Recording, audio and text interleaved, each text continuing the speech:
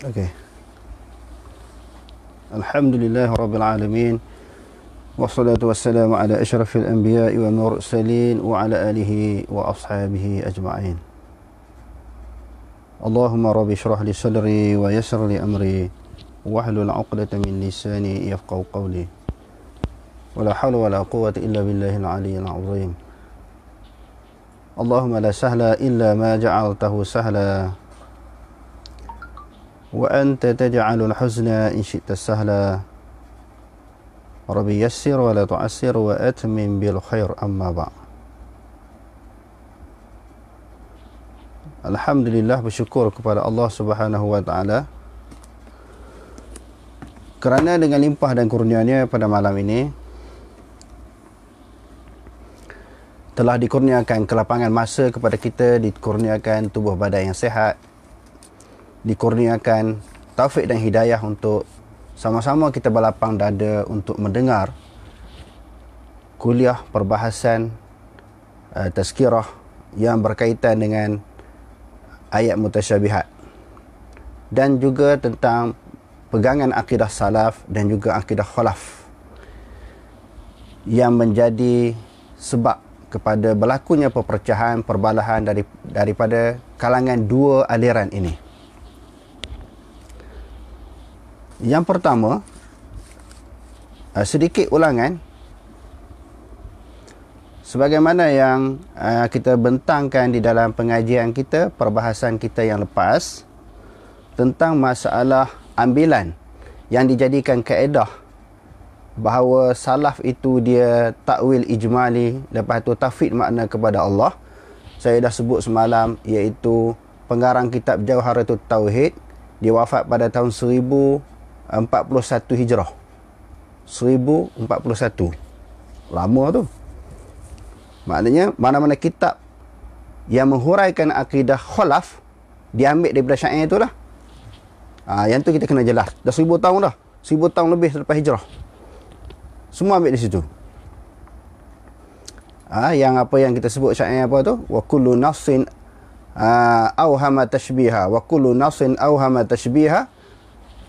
Dia kata awilhu aw fawid warum tanziha. Maknanya syair itu muncul 1000 tahun lebih dah.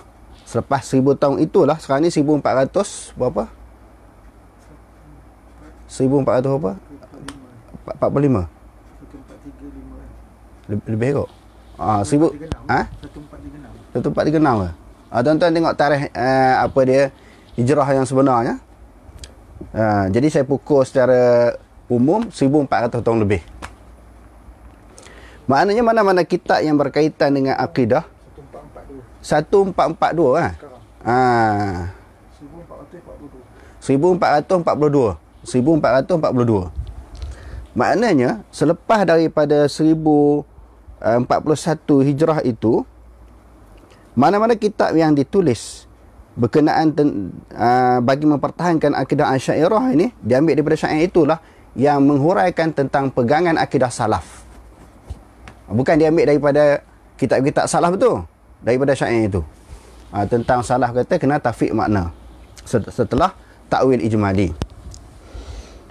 Dan juga saya nak ulangi juga sedikit lagi tentang masalah akhtal yang mentafsirkan istawa dengan makna istawa dengan makna istaula.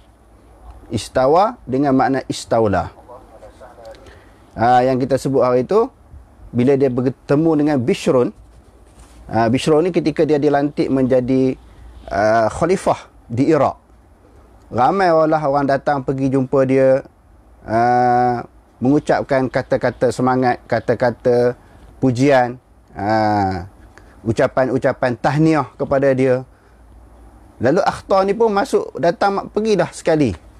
Dia masuk di dalam majlis Bishrun itu, lalu dia mengemukakan syair. Dia kata qad istawa Bishrun 'ala al-Iraqi bi ghairi sayfin wa damin mukhraq. Telah istiwalah oleh Bishrun di atas negara Iraq. Maknanya istiwa dengan makna menguasailah Bishrun di atas negara Iraq tanpa menggunakan pedang dan tanpa berlakunya pertumpahan darah. Sebagaimana yang saya pernah baca beberapa kali di dalam kitab Bidayah wan Nihayah, yang mana Ibnu Katsir kata, walaisa fihi dalilun, daripada syair ini tidak boleh dijadikan hujah, tidak boleh dijadikan dalil, fa inna hadza istidlalun batilun, kerana dia kata syair ini adalah merupakan dalil yang batil, adalah merupakan dalil hujah yang batil. Sebab apa? Min wujuhin katsiratin, daripada beberapa hujah, daripada beberapa gambaran, daripada beberapa sebab, daripada beberapa alasan syair ini tidak boleh dijadikan hujah untuk mengatakan istawa dengan makna istaula, tak boleh. Hujah yang paling besar sekali dia kata sini, waqad kana al-akhtalu nasraniyan, akhtar itu adalah merupakan seorang Nasrani. Bagaimana mungkin kita nak ambil berkaitan dengan kaedah, nak dijadikan kaedah bab akidah? Bagaimana mungkin satu kaedah yang nak dijadikan akidah, kaedah yang nak dijadikan akidah, yang nak menjadikan pegangan, dan kita nak mengenal Allah Subhanahu Wa Taala, boleh ambil daripada, untuk mengukuhkan pegangan ataupun kaedah kita, boleh ambil daripada syair seorang Nasrani? Tak boleh. Mesti dia ada dalil yang kuat, dalil yang tepat. Bila saya baca dan saya buat kajian, Akhtal ini rupa-rupanya dia wafat pada tahun 92 Hijrah. Akhtal seorang Nasrani yang mengeluarkan bait syair itu, dia wafat pada tahun 92 Hijrah. Apa makna? Maknanya, setelah kewafatan Akhtal seorang Nasrani, dia merupakan ahli syair. Dia menguasai, dia memang pakar bahasa Arab. Dia merupakan ahli syair dan pakar bahasa Arab. Setelah dia wafat pada tahun 92 Hijrah, mana-mana kitab yang mentafsirkan istawa dengan makna istaula, semua ambil daripada syair itu. Semua ambil daripada syair itu. Saya tak jumpa lagi ada orang lain buat keluarkan syair ini. Semua ambil daripada syair itu. Sebab tu tak heran, tidak peliklah kalau orang boleh mengemukakan lambakan kitab. Tidak pelik dan tidak heran kalau orang boleh mengemukakan lambakan kitab bahawa istawa dengan makna istalah, kerana ambil daripada syair itu. Dia sendiri maknanya generasi yang kita kata sebelum 100 tahun hijrah. Wafat pada tahun 92 hijrah. Sebab tu banyak kita duk jumpa dalam kitab tafsir ke, sebahagian ulama tafsir Jemaah Istaula, dalam kitab-kitab akidah, ambil di situ. Kerana pegangan salaf kita tak pernah jumpa lah, sama ada daripada Nabi sendiri, daripada para sahabat, tabi'in, tabi'in yang menterjemahkan istawa dengan makna istaula. Jadi kita tengok bila dengan dua baik syair tadi wa kullu nafsin auhama tashbiha, daripada syair itu, dan juga syair Akhtar ini, daripada dua syair inilah yang kita nampak bukan orang salaf, apatah lagi Akhtar ini adalah seorang Nasrani.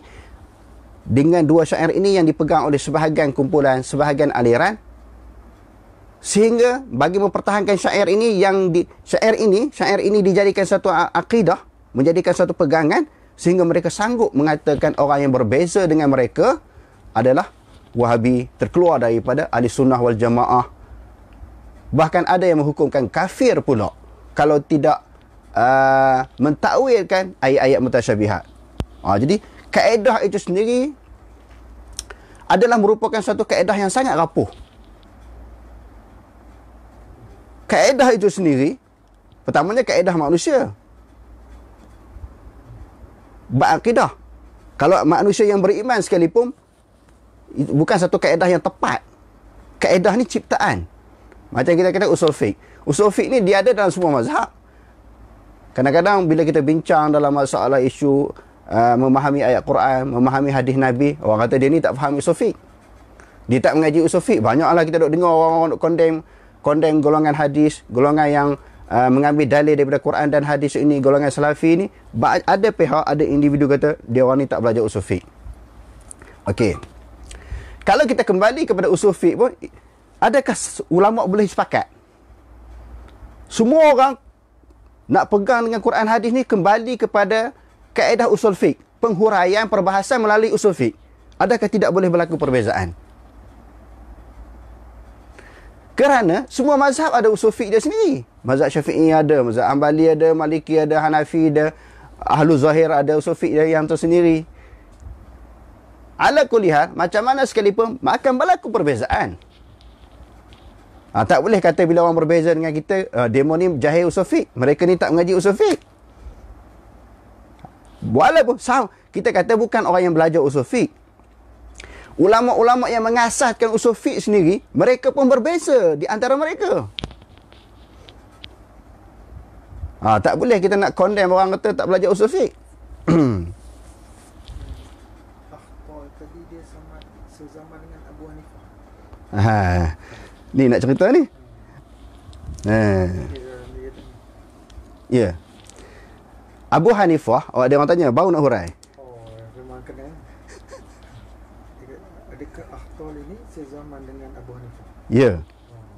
Sebab Abu Hanifah, dia lahir pada tahun 80 Hijrah, wafat pada tahun 150 Hijrah. Okey, orang nak kaitkan. Banyak cerita. Kebetulan memang nak bercakap tentang Abu Hanifah malam ni.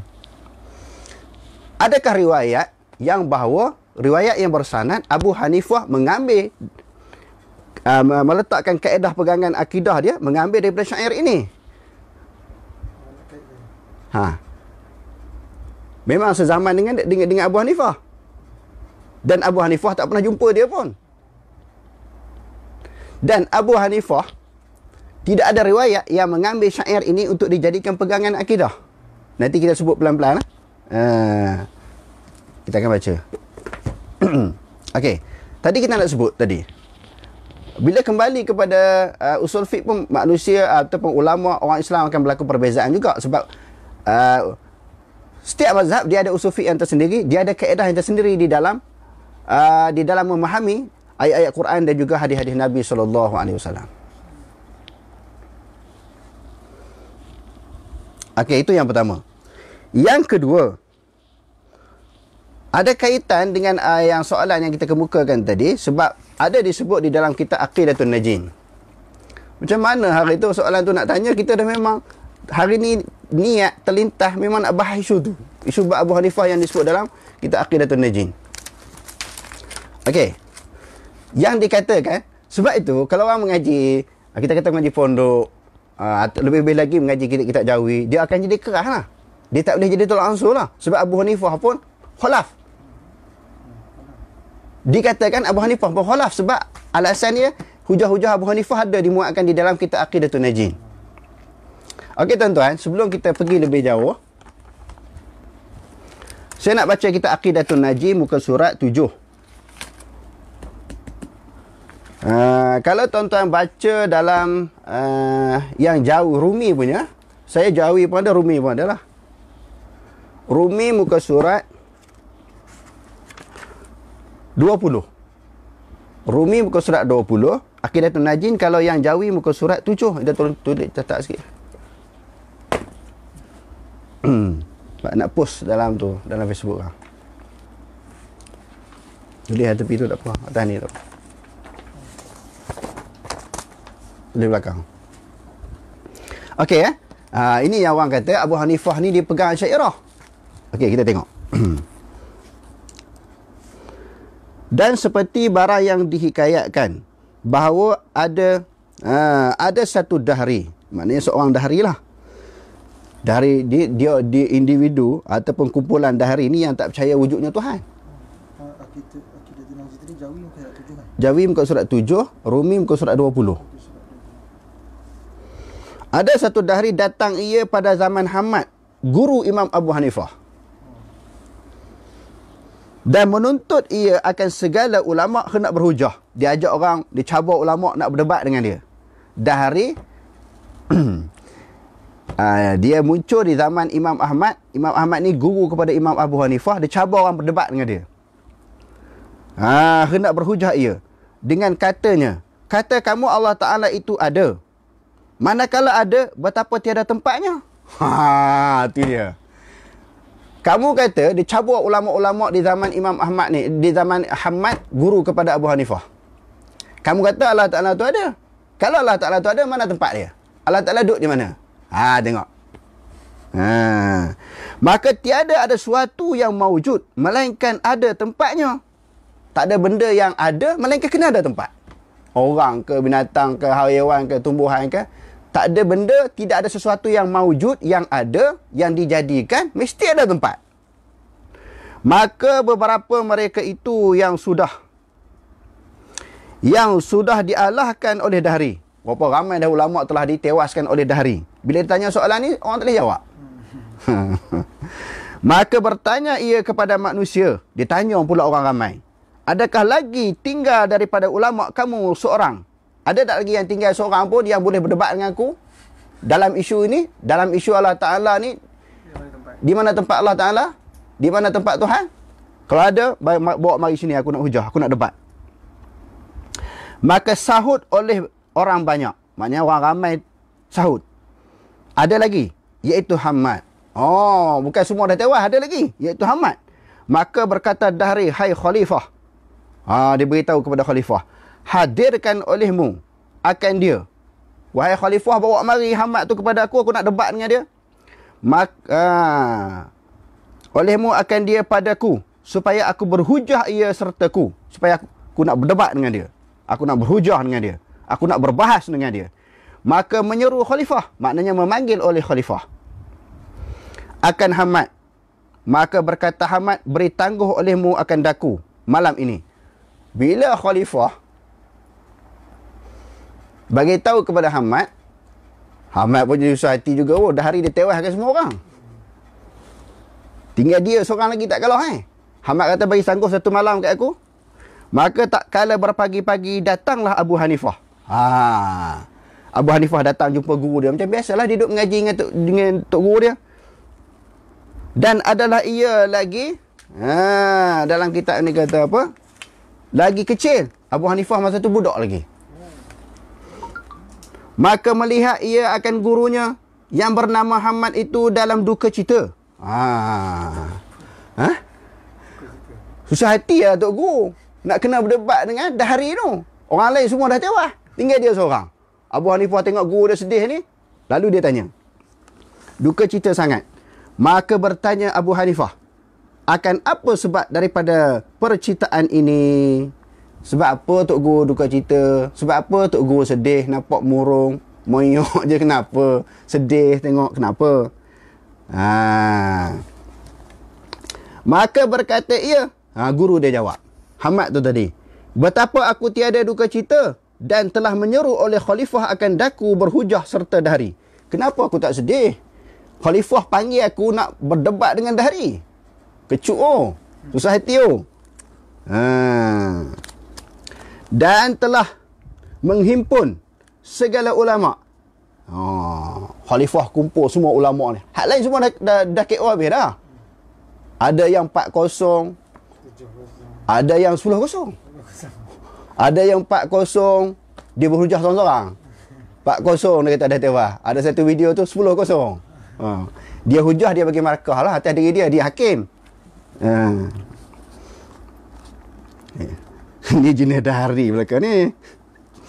Saya tak kata siapa-siapa tuan-tuan, saya nak baca kitab ni je.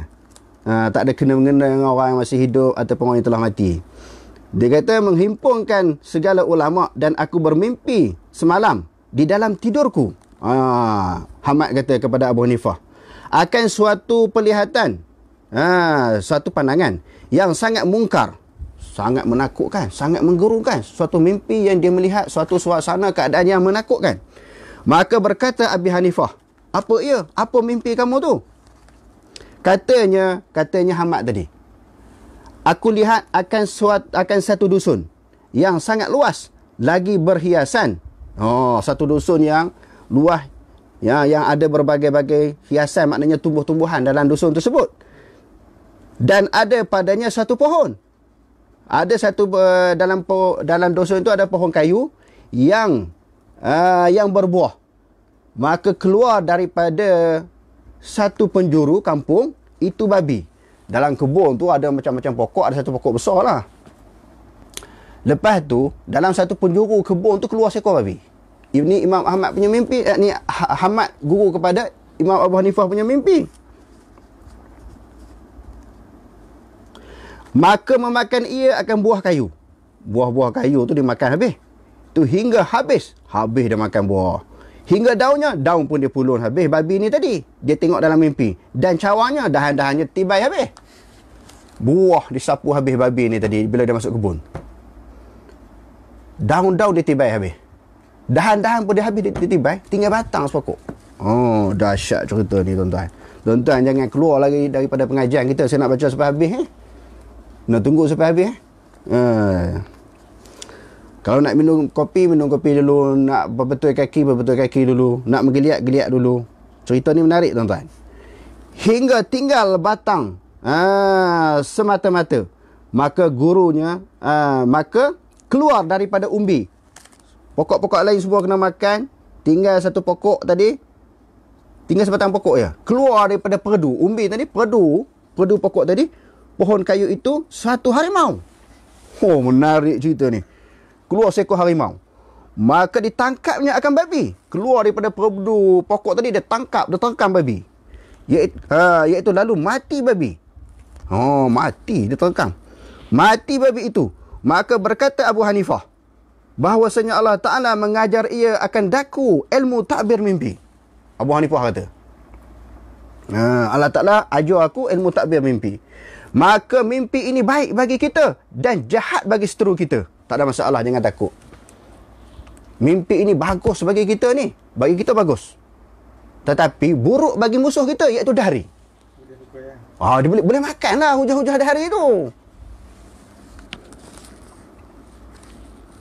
Maka jikalau engkau izinkan bagiku kepada takbirkan dia, nescaya aku takbir akan dia.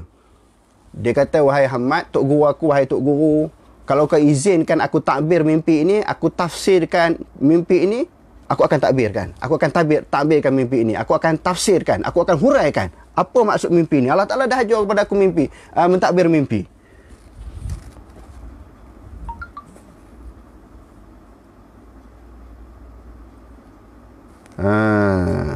Maka berkata Ahmad, takbir, dia kata takbirkan olehmu, ya Nu'man. Sebab Abu Hanifah Nu'man bin Thabit. Tu yang orang kata Imam Hanafi ni, Abu Hanifah ni dia Asy'ariyah. Dia khalaf. Sebab ada dalam kitab ni. Artinya namanya Abu Hanifah itu Nu'man. Abu Hanifah tu betul memang nama sebenarnya Nu'man bin Thabit. Maka berkata ia, bermula dusun yang luas lagi berhiasan itu agama Islam. Dusun berhias ada pokok-pokok tu adalah agama Islam. Dan pohon kayu yang berbuah itu ulama. Tapi habis dah kena makan dengan tu kena tibai dengan dahari tu. Yang kiasan kepada babi makan pokok-pokok tu. Dan asalnya yang tinggal, pohon yang besar itu ulama, dan asalnya yang tinggal itu engkau. Babi makan apa semua tu, tinggal sepohon pokok tu engkau. Tok guru dia. Maknanya tak boleh pukul lah. Tak boleh pukul. Tok guru dia masih ada lagi. Tak boleh pukul. Maknanya tak boleh tewaskan. Tak boleh tumpaskan hujah. Dan babi itu dahari. Sebenarnya babi itu dahari. Dan harimau yang membunuh babi itu aku. Abu Hanifah kata. Dalam mimpi dia. Dia takbir mimpi itu. Maka berjalanlah engkau dan aku serta berjalanlah engkau dan aku. Dia kata. Dia kata,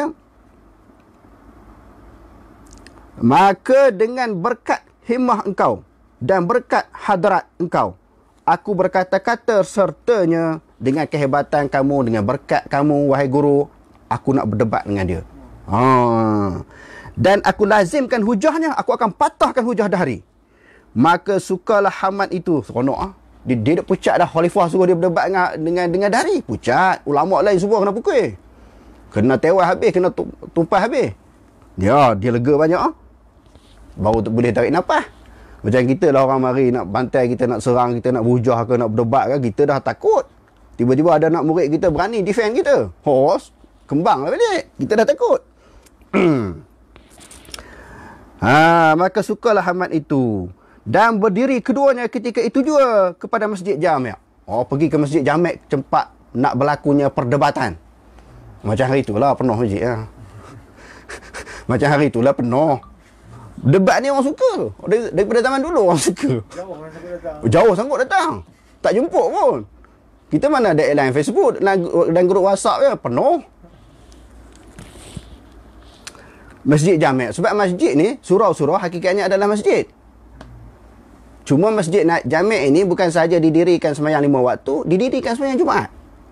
Dalam masjid tu besar lah. Tempat nak berdebat ni dah hari tak main lah 2-3 orang, 2-30 orang. Main ribu lah aku nak debat dengan dia.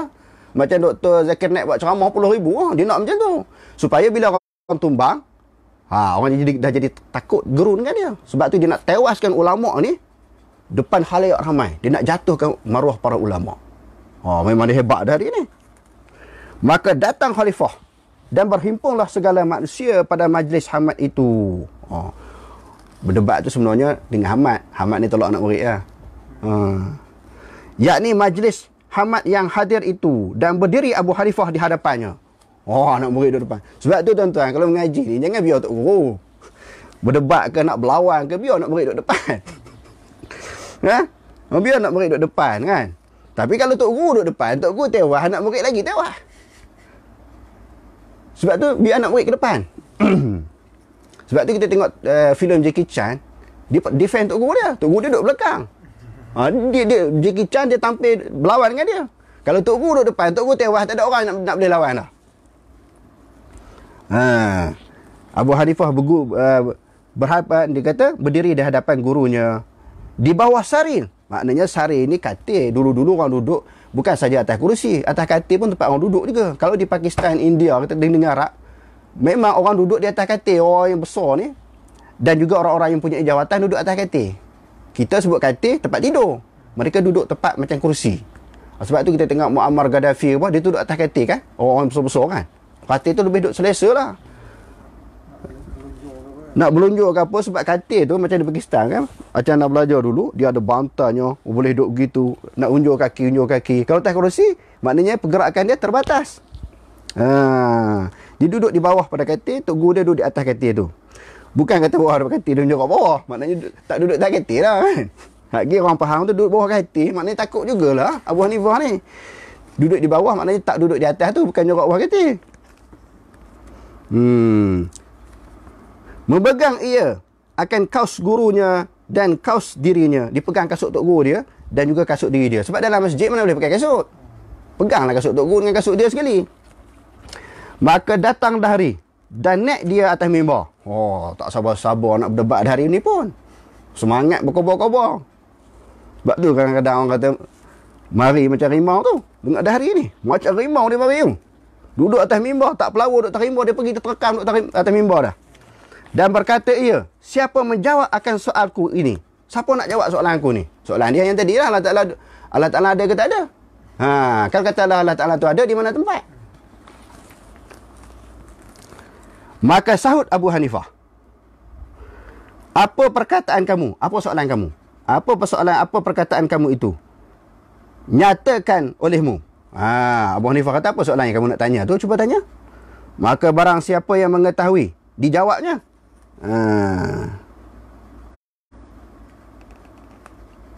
Okey. Siapa tahu dia akan jawab Dari tanya siapa nak jawab. Apa soalan? Lepas tu dia kata siapa tu dia akan jawab dia tak kata aku yang jawab. Dia kata siapa yang tu dia akan jawab Dia nak condemnkan budak dahari tu. Siapa-siapa tu siapa pun boleh jawab. Bukan soalan tu payah sangat. Akan pertanyaan kamu itu. Maka berkata dahari, siapa engkau? Hai anak. Dia kata, hai kanak-kanak, kamu budak lagi nak berdebat dengan aku.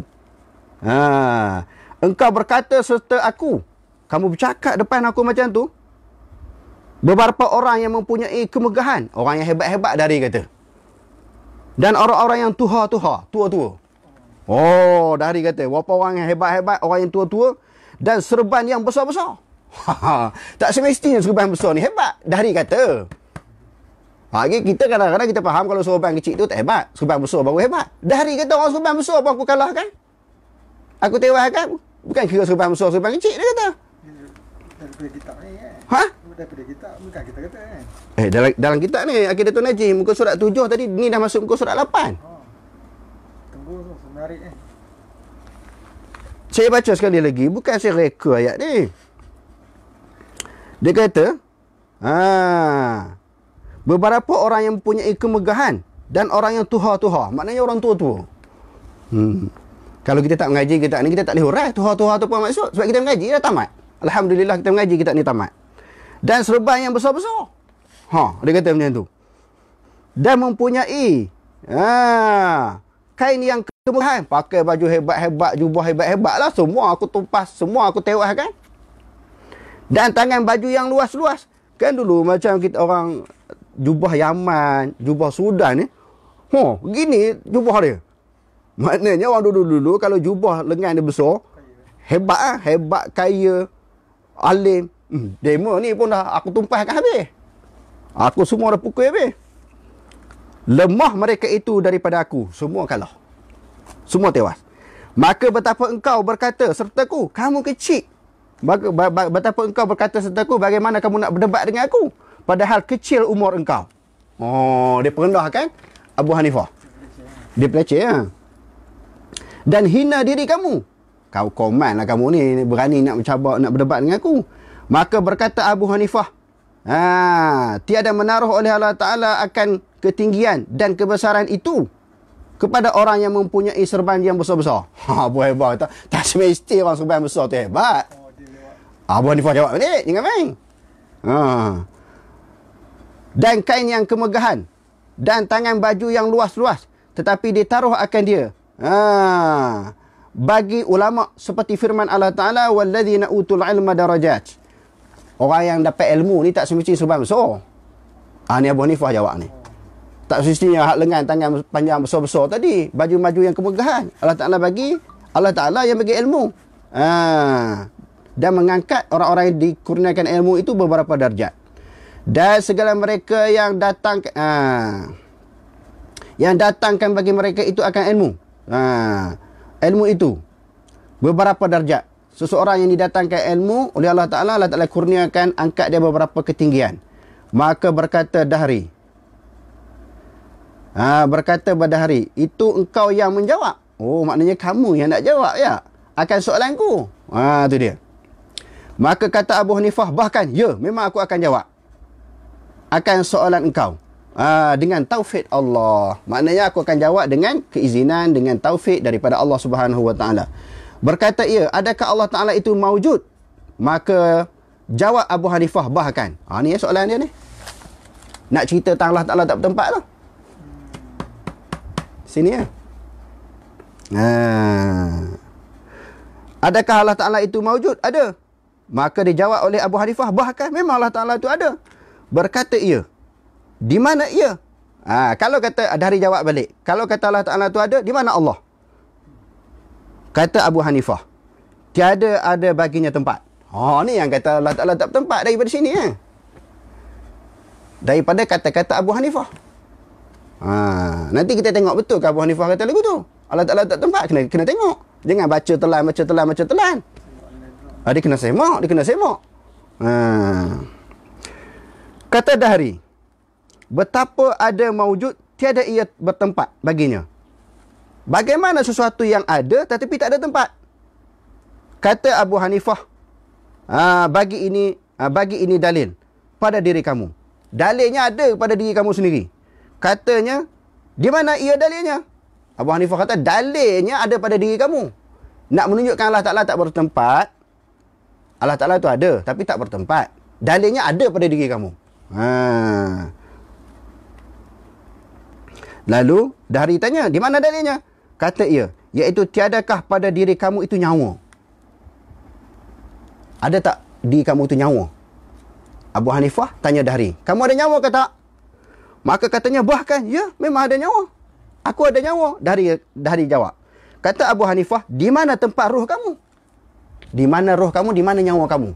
Di badan kamu ada nyawa, ada roh, di mana? Hoi. Tercengang Dahri.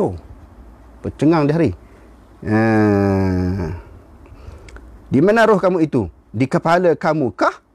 Ataupun di perut kamu kah? Ataupun di kaki kamu kah? Oh, teringat macam ujung Pak Belalang tadi. Di mana kekuatan hang tuah? Di kerisnya kah? Di badannya kah? Di mana tuan-tuan? Terletaknya kekuatan hang tuah. Sebab dia tanya sedap cerita ni.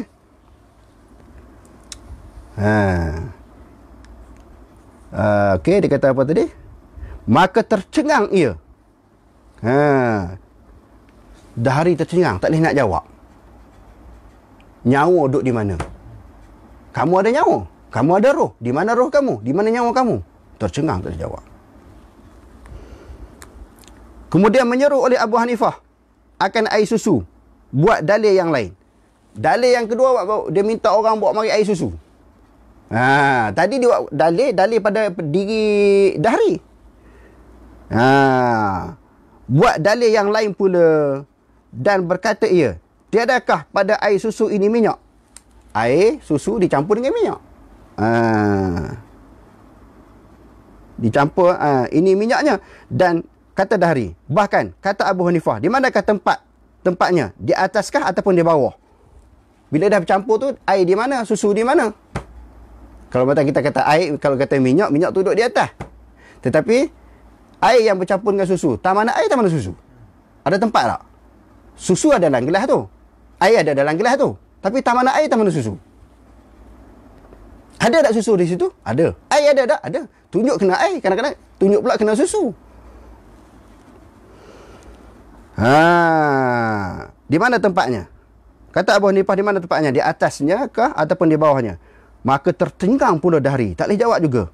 Kata Abu Hanifah, seperti tiada dapat bagi roh itu tempat pada tubuh dan tiada pula bagi minyak itu tempat pada air. Pada air susu itu. Demikianlah lagi tiada dapat pula bagi Allah Ta'ala itu di dalam kaum ini tempatnya. Tidaklah Allah Ta'ala itu di dalam alam ini tempatnya. Sebab itu, kalau orang mengaji Aqidatun Najin sahaja, dia tak boleh terima kata Allah Ta'ala ta'arash. Sebab Abu Hanifah pun berpegang dengan akidah khulaf. Yang mana pendirian akidah khulaf bahawa Allah Ta'ala tak bertempat. Kita dah bahas panjang hari tu. Masalah kita nak sebut atas berdarat tu, atas daripada aras tu tempat ke tak ada tempat ke, Allah Ta'ala mukhalafah. Atas daripada aras tu kita nak dinamakan tempat itu di istilah sahaja. Di sudut istilah sahaja tempat tak tempat ni. Hakikatnya nak kata atas berdarat tu tempat ke tak tempat ke, dia itu Allah Ta'ala tidak berhajat kepada tempat. Itu yang pertama. Yang keduanya, itu dipanggil amrun i'tibari sahaja. Tempat ini bukan suatu benda yang maujud. Tempat. Apatah lagi di atas daripada arash itu kita tak tahu di mana Allah. Hanya mengetahui adalah Allah. Bila Allah Ta'ala kata macam tu, kita pegang macam tu. Bila Nabi pun kata Allah Ta'ala atas arash, ada dalam hadis-hadis yang sahih. Di antaranya hadis Bukhari. Bila Allah Ta'ala tulis kolam ni, dia berada di atas daripada arash. Dia sebut dalam hadis. Hadis tu pun dah kita baca. Kita pegang je macam tu. Sebab itu disebut oleh Allah, disebut oleh Nabi. Okey. Kita nak sebut di sini, betulkah Abu Hanifah ini berpegang kepada akidah Asy'ariyah ataupun khulaf? Abu Hanifah dia wafat pada tahun 150 Hijrah. Abu Hasan Asy'ari wafat pada tahun 324 Hijrah. Lahir pada tahun 260 Hijrah.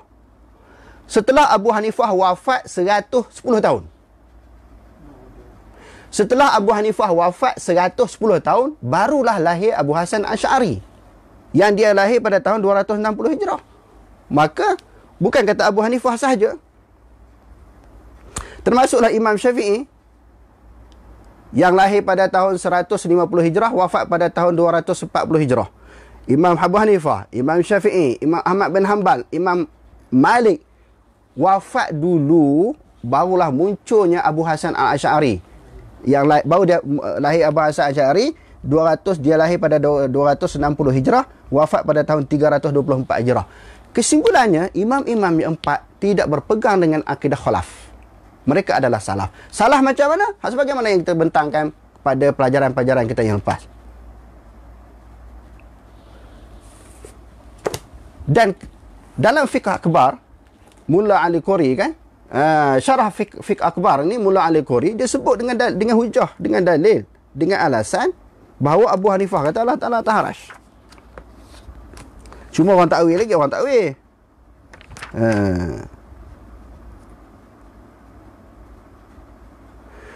Dalam kitab wasiyah, cuma orang takwil. Yastaqiru, di sini istiqrar. Di situ dia takwil. Sedangkan dengan makna yang sama. Sama ada dengan lafaz masdar ataupun dengan lafaz dengan jumlah fi'il mudhari'. Qala al-Imam al-A'zamu rahimahullahu ta'ala fi kitabih al-wasiyah. Imam Abu Hanifah kata, yang kata ni ulama besar dalam mazhab Hanafi, Mullah Al-Qori. Dia suruh Abu Hanifah kata macam tu. Dia kata apa? Abu Hanifah kata apa? Nuqirru bi anna Allah 'ala al-'arsy istawa. Kami menetapkan bahawa Allah Ta'ala berada di atas arasy itu istawa. Min ghairi an yakuna lahu hajatun, dengan tidak berhajat kepada arasy. Hajatun ilahi. Wa istiqrarun alaihi. Tetap. Maknanya kita tahulah. Sama ada dia berada macam mana kita tak tahu. Setakat tu je kita beritahu. Tidak berhajat dan dia tidak tetap.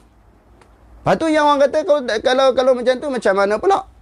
Yang turun di langit bumi tu, yang tu yang kita pegang, kita tak tahu. Kita isbat dia punya makna turun, kita kata Allah Ta'ala turun. Cuma kafiat turun, kita tak tahu surah kepada Allah. Sebab tu kita kata, kita mengulangi beberapa kali bahawa daripada kalangan ulama-ulama salaf, mereka isbat dia punya makna. Makna hadis-hadis sifat, ayat mutasabih, isbat. Dia bukan tafwid. Cuma tafwid kafiat. Dan bila berkaitan dengan Allah Ta'ala, boleh ke buat contoh macam tadi? Dalilnya ada pada diri kamu. Nak bincang tentang zat Allah, kamu ada roh tak? Ada? Tak mana? Boleh ke qiyas begitu?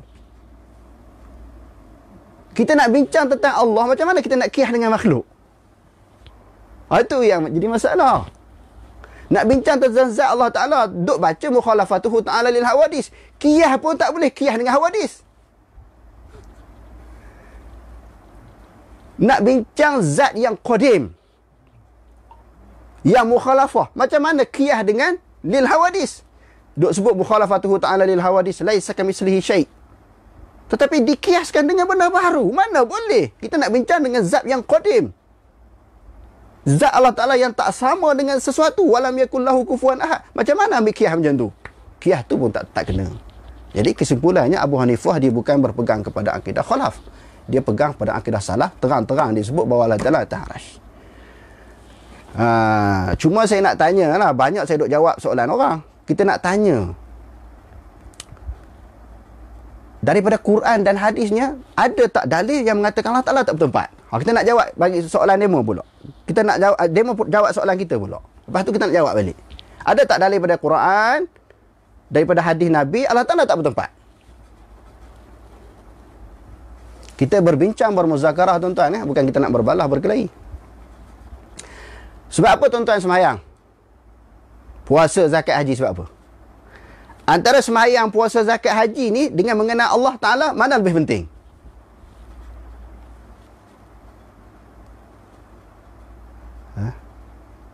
Tuan-tuan tolong jawab. Ada yang jawab tak? Antara sembahyang, puasa, zakat, haji dengan mengenal Allah, yang mana lebih penting? Kalau tak kenal Allah Ta'ala, diterimakah sembahyang kita? Sebab awaludin ma'rifatullah. Awal-awal dalam agama ini mengenal Allah, bukan sembahyang dulu. Kalau nak sembahyang pun ada dalil daripada Quran hadis. Nak puasa ada dalil daripada Quran hadis. Nak buat ibadat-ibadat ada dalil daripada Quran hadis. Takkanlah nak menentukan Allah Ta'ala itu di mana tak ada dalil daripada Quran hadis. Kalau kata Allah Ta'ala tak bertempat, ada tak dalil dalam Quran? Mesti kena ada dalam Quran. Mesti kena ada dalam hadis. Kita nak jawab pula. Ayat tu betul tak cara mereka tafsir? Cara mereka faham? Hadis yang mereka kemukakan kepada kita yang mengatakan Allah Ta'ala tak bertempat, kita nak jawab pula. Kita tahu dah tak betul di sudut kefahaman. Bukan faham lagu tu, bukan maksud lagu tu.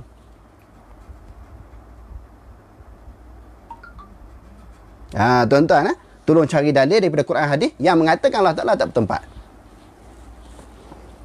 Lepas tu saya jawab balik. Sebab tidak ada dalil daripada Quran dan hadis bahawa Allah Subhanahu Wa Taala tak bertempat. Tidak ada dalil. Cuma orang duk mari dalil, laisa kamitslihi syai'. Memang kita semua orang kata salah khalaf pun sama. Hak duk orang Salafi di Malaysia pun sama. Yang dituduh Wahabi tu semua mengatakan Allah Taala tak sama. Mereka mencipta suatu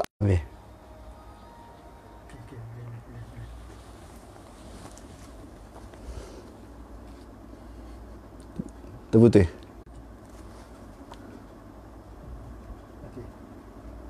Jadi hadirin sekalian, golongan yang dituduh sebagai Wahabi dan sesat, golongan Mujassimah dan juga Musyabihah itu, sebenarnya tuduhan itu tidak betul. Mereka berpegang kepada akidah salaf.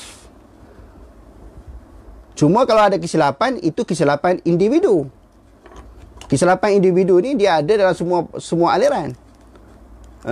Semua kumpulan. Kisah pasal debat Abu Hanifah tu tadi riwayat palsu. Tidak ada sanad, cerita saja. Cerita, sebab tu dia kata dihikayatkan. Dihikayatkan. Lafaz pun dengan lafaz tamrid. Okey.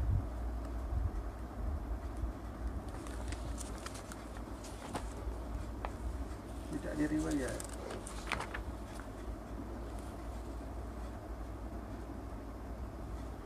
Dan seperti barang yang dihikayatkan. Ini kalau kita mengaji hadis, maknanya lafaz tamrid. Lafaz meragukan. Satu. Yang keduanya tidak ada sanad. Daripada mana asal kita ini diambil? Jadi saya pada malam ni bentang beberapa isu, beberapa perkara untuk menjadi bahan perbincangan dan juga kajian kita semua. Abu Hanifah ni dia bukan pegang kepada akidah khalaf, tetapi dia salaf. Dan juga kita sebut tadi syair yang mengeluarkan syair tentang istawa dengan makna istaula itu Akhtal, dia wafat pada tahun 92 Hijrah. Sebab tu kita tak heran lah kalau mana-mana kitab yang membincangkan isu akidah ini yang ambil daripada syair itu memang ada lah, sebab semua dituju daripada situ. Dan saya mengkaji beberapa kajian-kajian para ulama, saya mengkaji kajian ulama bahawa semua ambil daripada situ, daripada Akhtar tu tadi,